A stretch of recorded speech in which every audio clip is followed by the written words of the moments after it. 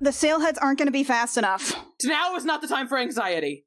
Kieran climbs up onto the back of the serpent and says, if you're going to help, get on. Woo! Cacophony climbs on. I'm on there so fast. We're all climbing. Yeah. All right.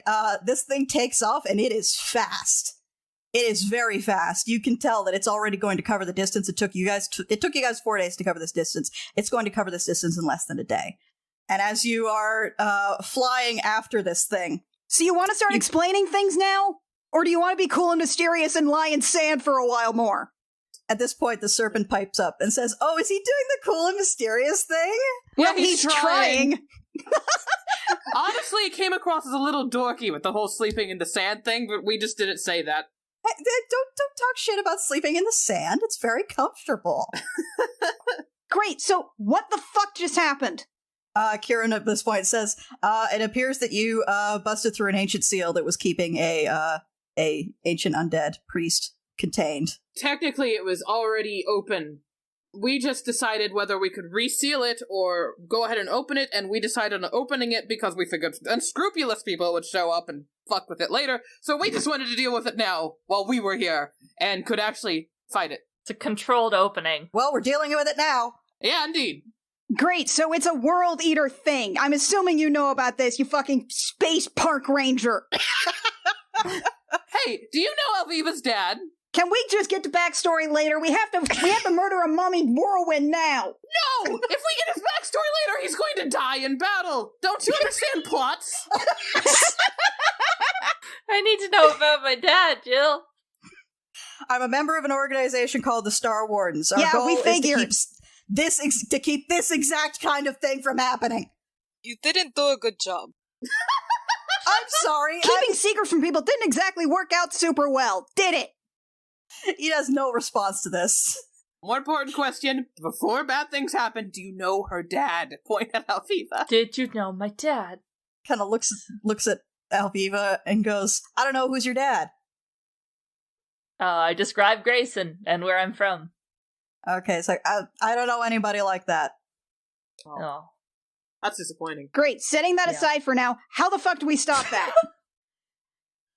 From what I understand, things this powerful, they're generally immune to anything that's not magic. You're gonna need, if you've got any magic weapons or abilities, you're gonna need to use those right away. Ah, beans. The thing is that once you can damage it, they're actually quite weak. Okay. I like the sound of that. If my best guess is that it's going to try and get to the ships and get off planet to join the rest of the cult. It's Right. bad. But from what I understand, the Elven Legal Office has those anti-aircraft cannons on the top, so its first priority is going to be to disable those. So that gives us some time. That gives us a chance to disable it before it gets to the ships. Wait, cannons work? I'm sorry, I don't understand the question. You said magic only, and then you're like, cannons. Well, the cannons will work on the ship that it tries to take out of here. Oh, right. Right. Another important question. Hello, beautiful creature that we are riding. Hello, What is your name? I'm Circa. What's your name? My name is Alviva. Oh, that's a very pretty name. Oh, thank you. What kind of creature are you? Oh, I'm a Sephardan. I've never heard of such a thing. Yeah, we're mostly spacefaring, so if you're a groundling, that would explain it. Oh. Are you like are you a Star Warden? I'm a friend of the Star Wardens. We tend to cross paths a lot, and Kieran here is like the most fun that I've had so far, so I figure following him around can't hurt, plus he needs a ride every once in a while, which I'm happy to provide. Does he ride you through space instead of a ship? Yes! Oh my god. Why can't we ride one? Yes, Sephardan are natural spelljammers.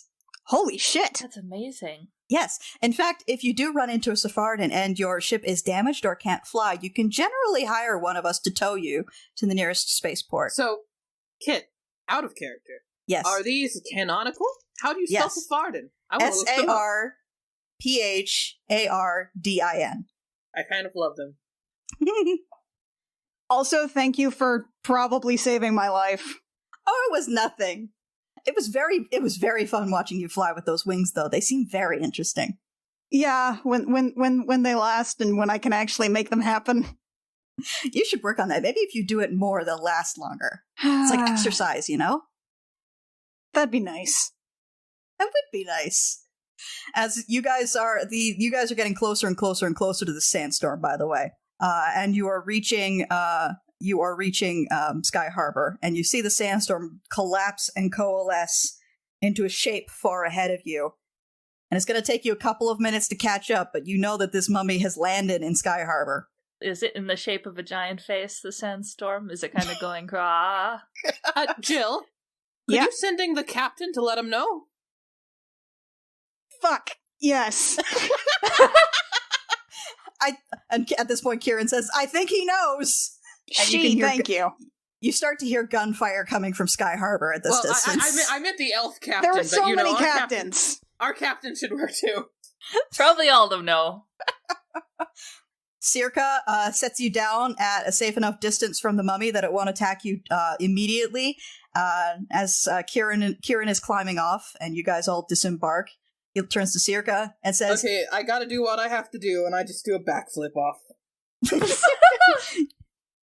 Cacophony does a sick backflip off the back of this space serpent thing, and Kieran turns to Circa and says, "If it gets past us, destroy all the ships." And Circa nods and takes off again. And Kieran turns to the rest of you guys and says, "All right, are you ready?" Yep. Ready as we'll ever be. I'm kind of useless. Sky Harbor has one road, which means guess what you guys are doing? Walking in like V shape up that road. Like geese. Wait, who's in front? Honk! Probably Kieran. Who wants to be in front? Probably Kieran. Cacophony wants to be, but it's probably Kieran. She probably insists. She's like, God, I want to be in front, but no, the Star Warden should be in front. Go, man, go. Honestly, I She's shoot from very long salty range. about it. I fire from long range. You should be in front. Jill's okay. already walking. She's working on on casting a spell at the moment. All right, so showdown at high noon, slow motion. You guys are walking down this road. I have a Mastiff. I had to give up Orson because I don't think that he could handle riding on Circa. So I said goodbye. And as you guys are walking down this road, you see ahead of you this mummy standing in the middle of the street, firing spells and various effects at... you see further down the road, there's an overturned wagon, and behind it, firing from cover, are both Captain Galeron and Captain Bondar. They're both looking pretty hurt, and as they fire at this thing with both gun and longbow, it does not appear to be doing much damage to them. But they don't appear to be doing much damage to it. Everybody roll initiative. So would you say that how long did that flight take? I would say between 4 and 6 hours. The flight? The flight over here took between 4 and 6 hours. Holy shit. That's a long-ass time. This is a natural spell-jamming creature. It can move. Okay. In that case, I want to know my enemy. Oh? Because Yeah, it was good. a long-ass time. And okay. it's pretty big, so you probably could have spent some time observing it, yeah. Yeah. So, starting 7th level, spend 1 minute observing the interaction with another creature outside combat, which we kind of did. You can learn certain information about its capabilities. The DM tells you if the creature is your equal, superior, or interior in regard to 2 of the following characteristics. Okay. Alright. I'm gonna ask its armor class, if it's inferior, equal, or greater. What's your armor class? 16. It has higher than your armor class. Alright, it's greater than my 16. And current hit points. My hit points are 69. Really? Okay. It has greater than your hit points. It's greater than my hit points. He took damage. I took damage last time and I couldn't remember what it was, so I just bumped it down to 69. You could have burnt a dice while we were sitting there, like a hit dice, to bring that up for your pal, the healer. You should do that. If anyone wants to have done a short rest on the back of the big snake, you can have done that. For your pal, the healer. Okay, fine. I surprisingly +6. have no health problems right now. Okay, what did everybody get for initiative? Alvivia, what'd you get? I got 16. 16. Cacophony, what'd you get? 23. 23, nice. Jill, what'd you get? 20. 20. Arturos, what'd you get? 16. Oh god, this is so many NPCs. I'm gonna rule that Imric and the treasure hunters didn't come. Yeah, we didn't let them on the dragon. Yeah, no, of course not. They're assholes. No. They can walk back. They can take the long way back. Fuck it. Yeah. What are they going to do? They got the horses. We'll see them in 4 days. It'll be fine. Alright, is everybody ready to go? I'm scared. Every time you keep giving us opportunity to prepare spells and ask us if we're ready, I get more scared, Kit. Well, you should you should probably put your guy on the map. Well... Oh yeah, where are we on this map? You are at the There south we are. end of the road. Okay. See us? No. Yes. There you go. Kit, I need my dog. I need, what's his name? The Stewart. Mastiff? Yeah, hang on, Yeah. let me pull a Mastiff. It might not be the same Mastiff as last time. Not the best combat option, but he's a good boy. Okay, I can't find a dog, so you're getting a wolf. Okay. He's a little stretchy. He's a squished wolf! Wow, he's like a... this is what like a compressed audio file looks like. Oh my god. This is a- Stuart, what happened to you? This is a JPEG wolf that's been compressed. This is a lossy wolf. This dog has been content aware scaled. Hang on, I'll give you control of him. Assuming control I'm posting a picture of this wolf on Twitter. of compressed wolf. Okay, you should have control of this dog. This dog has I been control the saved dog. 7 times on Facebook and has had like text added to it and a couple of minions. I don't want to waste any more time looking for a dog. All this trouble, and then Stuart only has 5 hit points, so the likelihood that he's around for more than a couple minutes is so low. So, Cacophony, top of the round. It's your turn first. Well, magic's the only thing that works, except for all my magic, because he's undead. 1, 2, 3, 4, 5, 6. I'm gonna stab him with Mom. Cat, I don't actually have advantage, so that's just the first number there, so 23. 23 hits. And stab with Mom. 8 piercing. 8 piercing. And then I am going to Bardic Inspiration.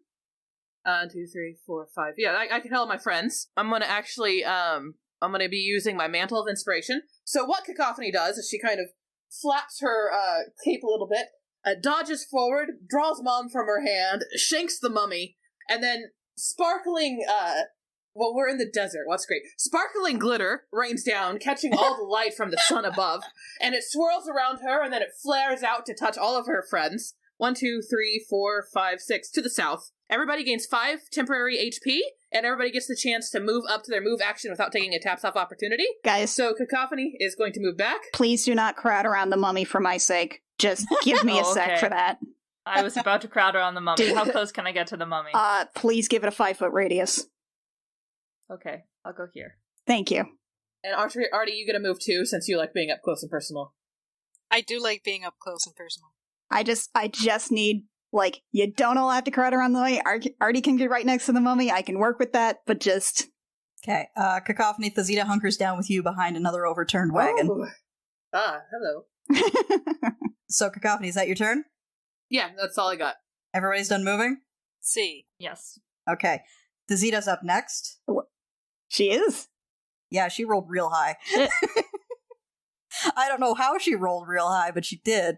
Alright, she is going to cast Flaming Sphere. She's going to bash that Flaming Sphere into the mummy, who's going to roll a dexterity save. Yeah, this is another Kit plays D&D with herself situation here. Alright, successful save, so only half damage on that Flaming Sphere. That is 3 damage. And that is Thazita's turn. Jill, you're up. Okay. So Jill has been, like, sort of mumbling under her breath, saying a few prayers. And Cacophony's whole thing makes you really notice just how bright the sun is, and then things start to get a little darker as clouds appear. And Juliana casts Call Lightning. Yes. I love call lighting. Yes! Alright, so our mummy needs to roll a saving throw, right? Dex save, yes. And As I am Dex is casting not that good. at 4th level. Yes. Yes. Alright, he rolled a 17. A 17 just does it. Okay, That's so still half damage. That's still a lot of lightning damage at 4th level. Right? He still has, he has to pass my spell save DC? Yes. Okay, so that's 29 divided by 2. Oh, yeah, that's still really good. Yeah, so that's 18?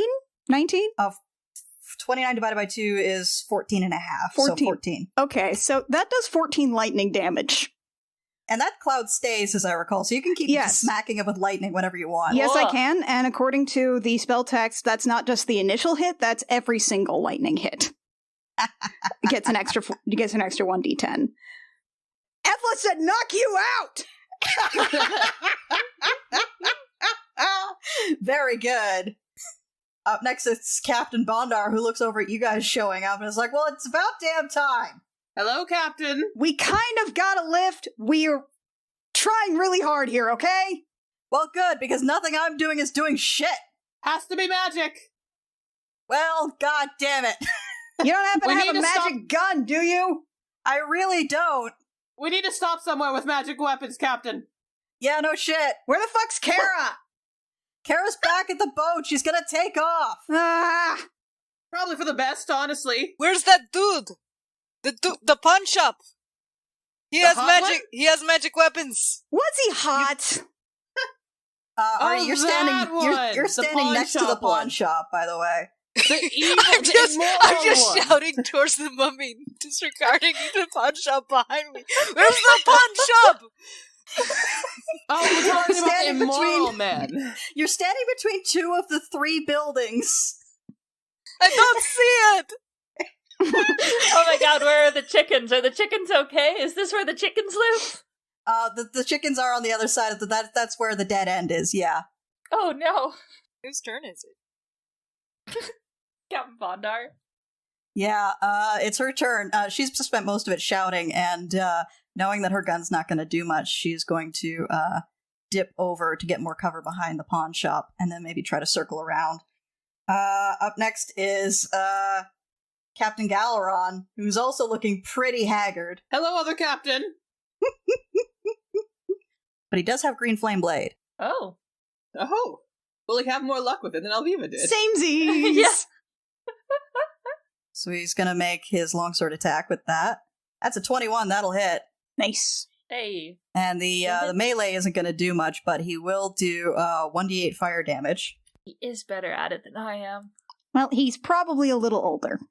Okay, it's 8 damage, so that's maximum, so 8 fire damage. Show off.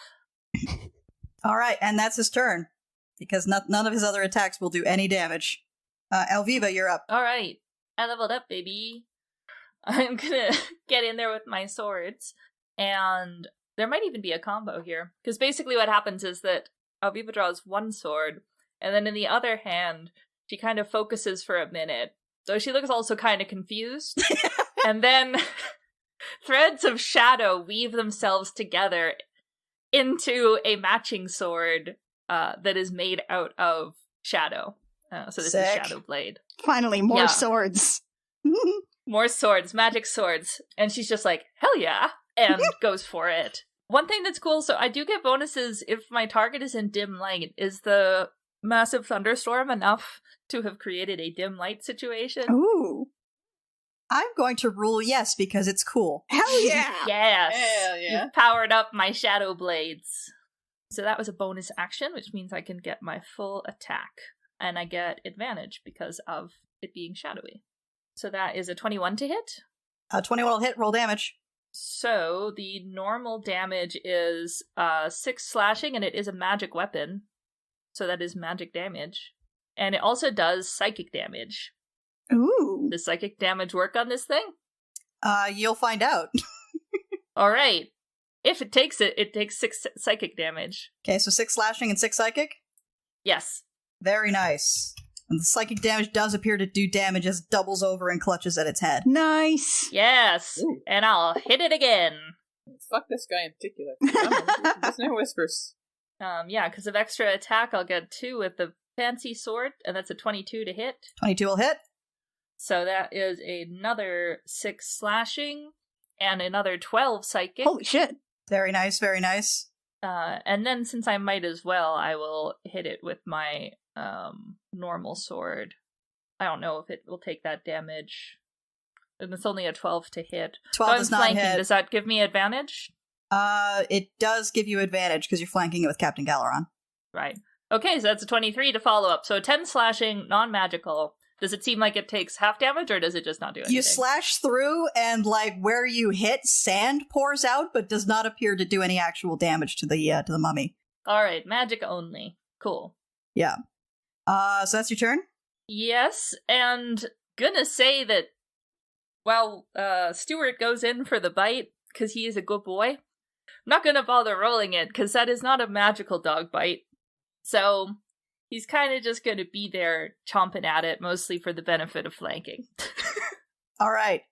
So at the end of your turn, the mummy's going to take a legendary action. Fuck. Oh no! It shouts a word in its own language that you don't fully understand, but everyone within 10 feet, you double over as it seems the word itself seems to crawl into your head, and I need everyone within 10 feet to roll a Constitution saving throw. Fucking power words, man. They're the fucking worst. 5. I do not constitute. Oh no. 17. Okay, Captain Galaron succeeds. Arturo succeeds. Alviva fails. You are stunned. That sounds bad. I'll look up the rules. Basically, you can't do anything, and they get advantage against you. Yeah, and you're incapacitated, can't move, and can speak only falteringly. Automatically failed strength and dexterity saving throws, and attack rolls against you have advantage. Okay, horrible. Yes. Fuck. You can't take actions or reactions. I'm just curled up in myself. Okay, and who else is it within 10 feet? That's it. Oh, the wolf needs to roll a Constitution saving throw. Or the dog. Oh. How dare you hurt my dog. Don't hurt the dog. It rolled it at 20. It's fine. It's fine. The dog's fine. That's a very good dog. He's a very good boy. Don't worry, folks. The dog is fine. Does dogdie.com? No! And even if it went in, even if it did, it's not quite a real dog, so it doesn't die at all.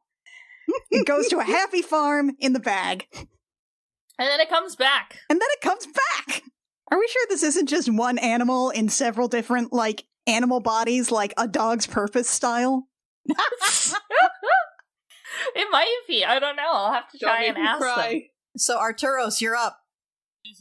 Wait, let me see real quick if he notices a store behind him. He does! He figures out there's a store behind him! Good job! I'm proud of you, Artie. Oh wait, there it is! And he kinda kicks open the door and yells inside to see if the owner's in there. I will rule that kicking open the door is going to be an action. Run in and buy some magic weapons! Take some magic weapons! Just steal them for now, you can return them afterward. Right, Borrow some magic weapons! I won't kick it in, but I'll borrow some magic weapons. In and out. Okay, the door is closed and locked. Oh, come on! Kit! This guy saw a mummy coming down the road and was like, fuck this! Better lock my door. Yeah. In case the mummy tries to open it. He won't be able to. Ipso facto, no mummy. We need magic! It only hurts magic! Magic only hurts. Magic only... You try speaking several languages! Artie, use the gun arm! Gun arm! I don't want to use Gun arm at close range, Alviva! So long as he's 10 feet back, he's technically not a close range. And Gun who's arm in the mummy! blast radius! That's fair. My friends are in the blast radius. Does it have a blast radius? Of course it has a cannon! Alright, we'll kick in the door. Fuck it. Okay. Roll a strength check. 23. You kick in that fucking door, it splinters open. I need weapons! Come, baby! You see the guy peeking out from behind the desk, and he just kind of points to the back room. Go, go, go, go, go! I run in the back!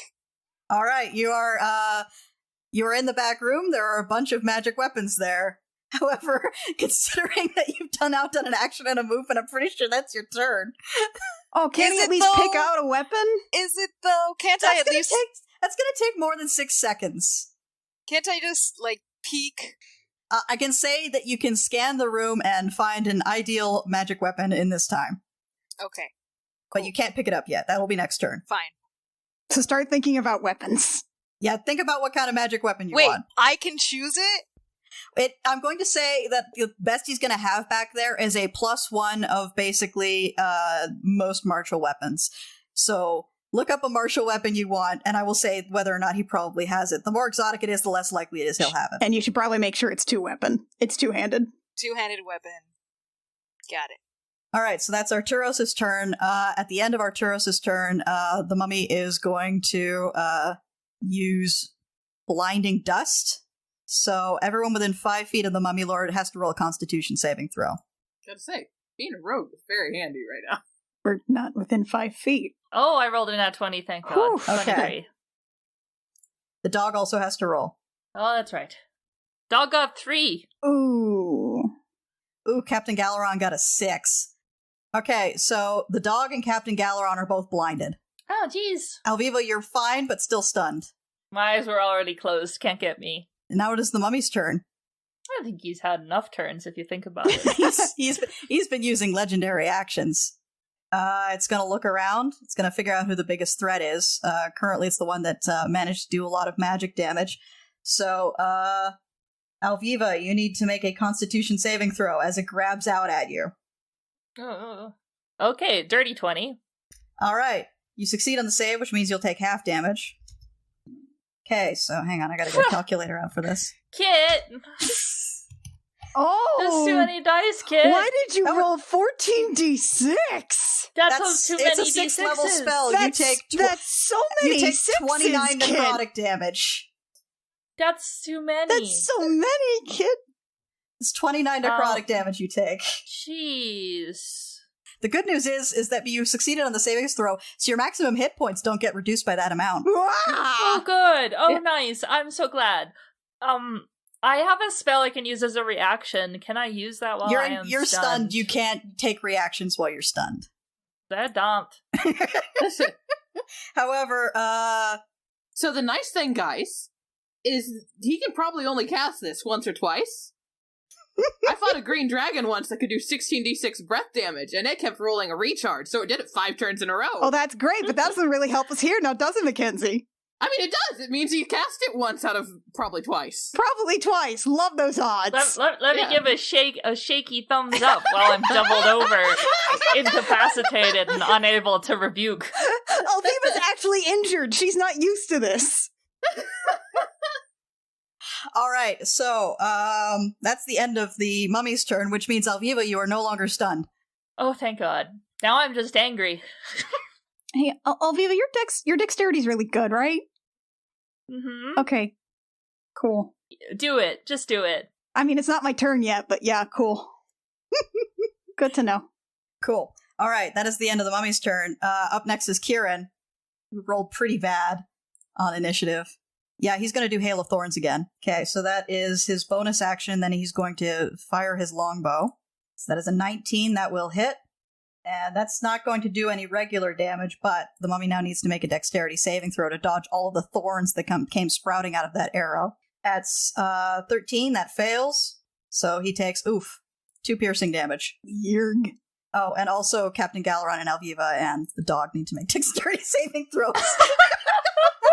Because that's how Hail of Thorns works. Hey, Kieran. I got issues with your technique there. The good news is you're no longer stunned. Yeah. So I can at least try. I got a 14. I think a 14 just succeeds. So I think... Yeah, it better. The dog only got 11. The dog is blind. I think it fails automatically. Oh, yeah. Okay, so the dog and Captain Galaron both take 2 piercing damage as well. You hit my dog. Kieran kind of winces and goes, sorry! Jesus. So yeah, with a successful save, Thanks, you take 1 piercing damage from the thorns. One kind of wings you. I need every hit point I can get. All right, and that's Kieran's turn. At the end of Kieran's turn, the Mummy Lord is going to use its Whirlwind of Sand ability. Yeah, it's going to Whirlwind of Sand right up next to Jill. Great. And that is its legendary action. Up next is Cacophony. Right, I'm a stab with Mom. All right. I want to thank Jill for being there. Anytime. Because having a friend within 5 feet of this guy means I get extra damage. Just a friend? Yeah, it means I get my sneak attack damage. Did they have to be a buddy? No, they don't. They have to be on my side in the fight. But basically. friendship. Yeah, friendship. 17 hit. 17 will hit. Okay. So 8, and let me roll sneak attack. So that is 15 magic damage. Dope. And, so hello everybody, I'm a mastermind rogue now, thanks to the wind side. So what I am going to do is, I am going to... Who does the most damage? I guess it's Alviva. Though Jill could. I'm going to actually help Jill. I'm going to use my bonus action. Look across the Mummy Lord over towards Jill and go, Jill? What's up? Whatever you do, you're going to do incredible. Focus on it, look at me, keep your eyes on me, and strike the mummy. Do something magically radiant, please. And that means you're going to get advantage on whatever you do. Nice. Okay. Magically radiant. Yeah. Look, I just assume mummies hate radiant damage. I don't know. I mean, you got that holy water. Let's not forget. This is true. All right, so is that Cacophony's turn? Yeah, that was my bonus action, baby! Okay, I'm just going to double check whether that's a bonus action to move the sphere. Yeah, okay, Thazita's going to move her flaming sphere up, although she can't smash it into the mummy quite yet. And then, let's see what other spells she has that are not concentration. Not a whole lot, so she's going to cast Infestation. Ooh. The thing has to make a Constitution saving throw. Gross-a-rooney. Succeeds, no damage.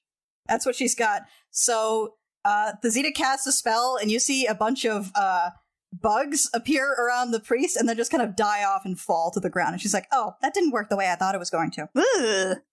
Up next is Jill. Okay. Actually, at the end of Thazita's turn, the High Priest is going to turn and take a swipe at Cacophony. Fuck no. Does a 23 hit your AC? Yes, of course. Okay. So you take 18 bludgeoning damage and 23 necrotic. Nice. There we go. And you need to roll a Constitution saving throw. Okay. 13. So I imagine I lower by 23. Right? Hang on, I gotta roll a thing. So that is a fail on the con save. Let me just double check. And did you lose your, does that take into account your temp as well? Yeah. Okay. Yeah. So your maximum hit points are reduced by 11. Got it. So this thing takes a swipe at you, it hits you really fucking hard, and you feel like shit. Boy, you feel absolutely terrible. I'll be real, this is about rug levels here, folks. You should have a healing potion in your inventory. I do. Okay. You are also cursed. Excellent. And that's gonna be sticking around until it meets a greater restoration. Oh, I do not have greater restoration prepared. I think also remove curse. Remove curse also works, which you should have. I mean, yes, I have it, but do I have it prepared? Is a fun question to ask me. Yeah, cursed target can't regain hit points. Yeah, so post this that work. Okay. Jill, it's your turn. Okay.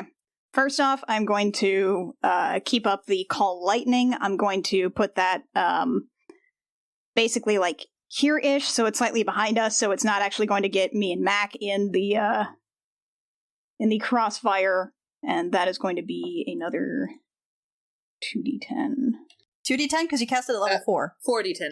Oh, is it the exact same effect each time? It lasts the whole time. Oh, okay. I thought it was like an initial and then I don't know, the fire one or everything, where it's an initial and then it's a smaller recurring. No, it's just 4d10 each time. Yes. Yeah. Great. Does he need to do another dex save? It doesn't say that. Yeah, he does every time. Okay, well, what's his dex save? His dex save is oh god, it's 2 natural 20s because you rolled with advantage. Oh, so he succeeds, but you still get half damage on that 4d10. Okay, well, I didn't roll as great that time, so that's 8. Actually, you rolled exactly the same as last time. No, I didn't. I think. Oh, okay. Because it's 15 reduced to half. Yeah, so 7. Oh, 7. For some reason I was adding the 14. No, I rolled 29 last time. Yeah, I was adding the 2d10 you rolled plus the 15 because I just assumed you rolled 2. No. D10 And again. then for my bonus action, I'm going to cast Spiritual Weapon because it is not a concentration spell.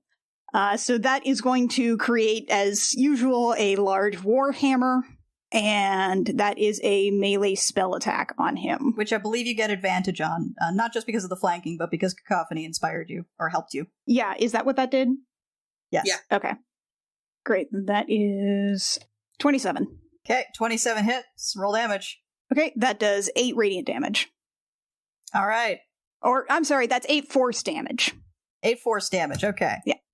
So I assume it's in the shape of a big hammer? Absolutely. All right, so this thing curses your friend and you just strike it with lightning and wallop it with a big hammer in revenge. Yep. And I'd like to think that she, like, holds out, like, she holds up her right hand, like, with the hammer on it and casts the call lightning again. And then she sort of, like, swings in with her, like, left hand to do sort of like a cross cut, just like as sort of a punch in front of him. And that's when the spiritual warhammer, like, follows that arc and just smashes into him. Very good. All right, so up next is Captain Bondar's turn. She's going to keep circling around the back of the shop. That's about as much as she can do at the moment. Up next is Captain Galeron, who is blind and is not entirely sure the thing in front of him has left. So he takes a couple of blind swipes with his sword, and that's his turn, and now he is not blind anymore. Alviva, you're up. All right. So I gather myself. I look down, and I think I probably lost my Shadow Blade because it was concentration. So I will flick my wrist to bring it back once again and rush in to stab. Stab!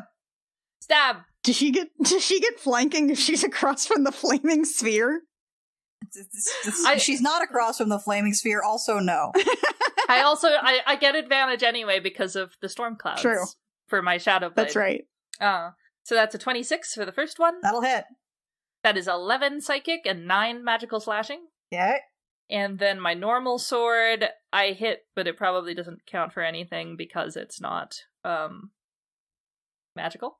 Yeah, I just make it's about the rhythm of it, you know? Like, I'm used to attacking with the two swords, like it would throw me off my rhythm to not. So I do take a slash and just see the sand pour out. Yeah. But then I stab again with my Shadow Blade, which will hit again for another 6 psychic and 9 magical slashing. Very nice, very nice. It's a lot of damage you're doing this thing. It's looking rough. Good. Is that your turn? Stuart just kind of whimpers and looks around as he regains his sight. I know Yeah. he's lost. You poor little dog. Yep. And yes, that is my turn. Okay, Arturos, what weapon do you have? I'm hoping for a glaive. Okay, you have a +1 glaive. Sweet. Is it magical? +1 weapons are magical, yes. They're enchanted. Great. So a +1 glaive, remember, has a magical bonus to both attack and damage. I don't understand why there would be splash damage, because it's just a big ball. It's not like it explodes. The explosion makes it shoot out, but then it's just a big ball. It doesn't seem to say that there's, like, splash damage on a cannon. Maybe I was wrong. In terms of cannon, large object, actions, cannonball, range 620, 400, one target. Oh, hey. Yeah. One target. Sweet. Yes. And honestly, if you get in front of the captain there, you got a clean shot. You step in front of that doggo. He did step in front of the doggo. You could get a clean shot there through that fireball.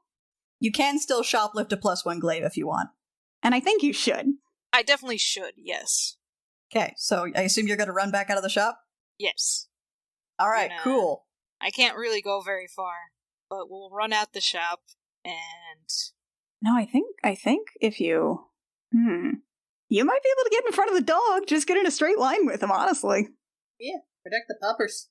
get in front of the dog, and I go, "Everybody watch out!" And I shoot my cannon arm. Yeah. Come on, describe it. What do you do? I still think that it's a Mega Man situation where he just kind of legs akimbo, one arm on the cannon arm, the other one kind of just like charging. Let's see if we hit. It's a 23. That will hit. Roll damage. Awesome. 55 bludgeoning. Yes. Hell yeah.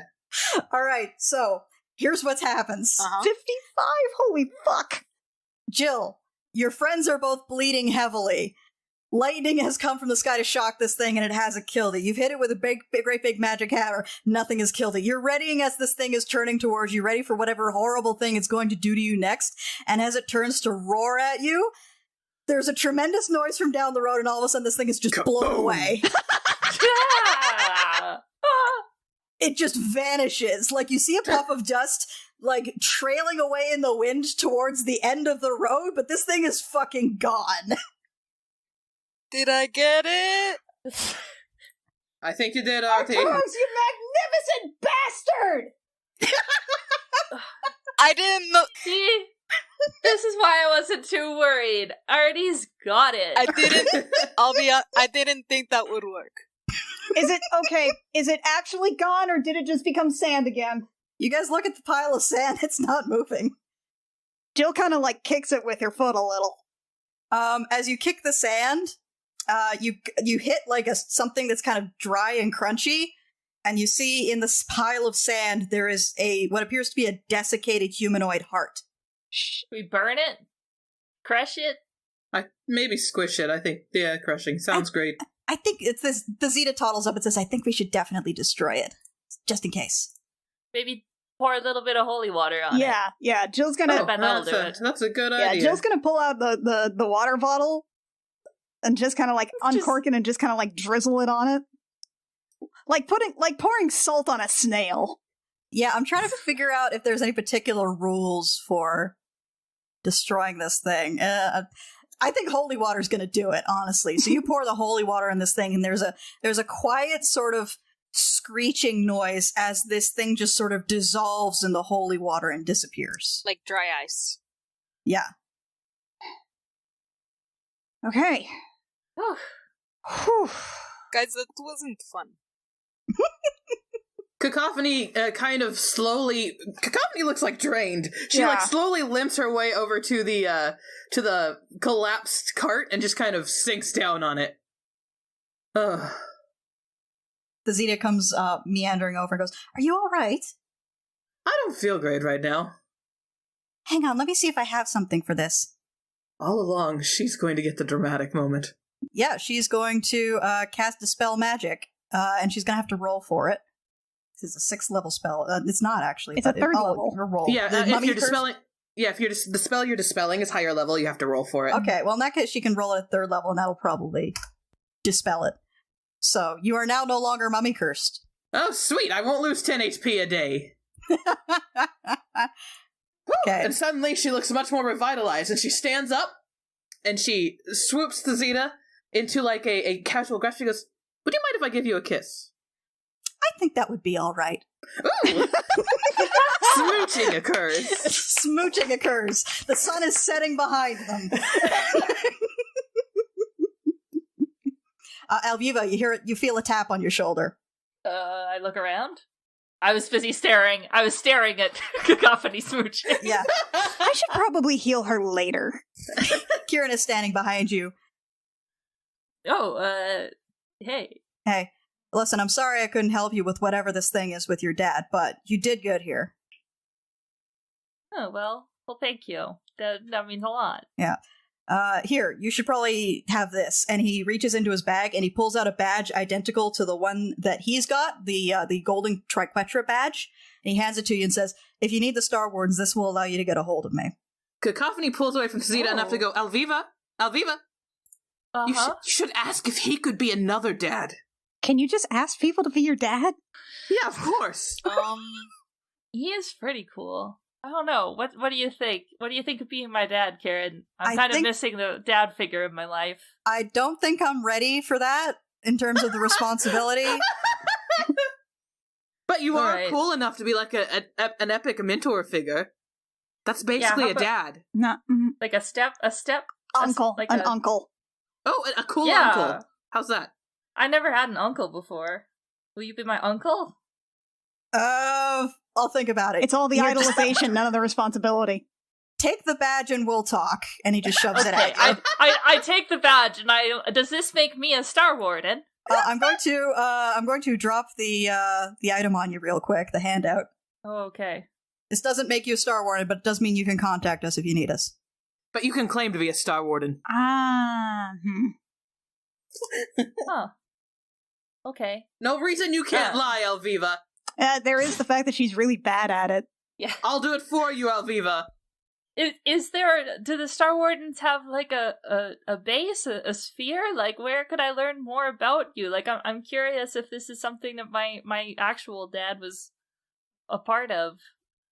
you know? I don't think we're there yet in terms of trust, but He's not at uncle level, so he can't do that yet. Your affection meter hasn't increased to the proper threshold for personal Yeah, quest yet. I haven't given you enough eggs. I know how this goes. we rely a lot on people not knowing where we are or that we exist. He seems like So, the kind of guy who would prefer gifts of wine, so you're gonna have to wait till like autumn 1. Yeah. Can I call you every day? I would prefer if you didn't. Can she write you letters? I don't know how they would get to me. We'd figure it out. I believe in us. I need to figure out how that works with Tuatha. How do we get mail? Okay, well, thank you for the badge and for the, uncle-like approval. Sure. And then at that point, Circa sort of lands very heavily behind him and gives the two of you a quizzical look, and Kieran just turns and gets up onto Circa's back, and they fly off. Nice. It was nice to meet you, Circa. It was nice to meet you too! Thank you for the ride! No problem! Off into the distance. I wonder if I can message Circa. They seem more fun to talk to be honest. Maybe Circa could be your parent. Juliana just sort of quietly files away the fact that she is not going to tell anyone she can do sendings for them.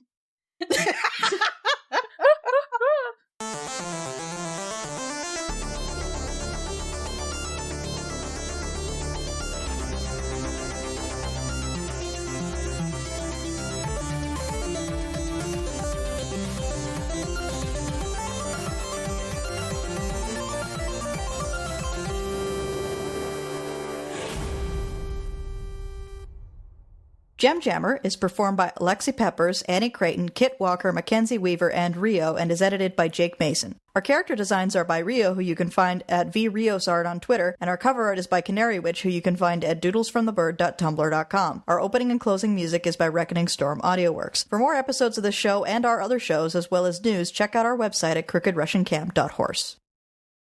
Anyway, that's it for the session, guys. Good job killing my mummy. Yay! We solved the Harena puzzle! You solved my mummy puzzle! Good job. Violence solves everything. Hooray for us. I just love that the final blow was already coming out of a building and firing the cannon and just blowing this thing away. I feel like that's going to be a commonality in a lot of our boss fights, Yeah, really. where Rio tries to be Clever? clever and then just ends up shooting the thing to death. I mean, it's real fucking good, though. This is like the ultimate Rick O'Connell. The mummy screams at you, you scream at the mummy. Ah! Kaboom.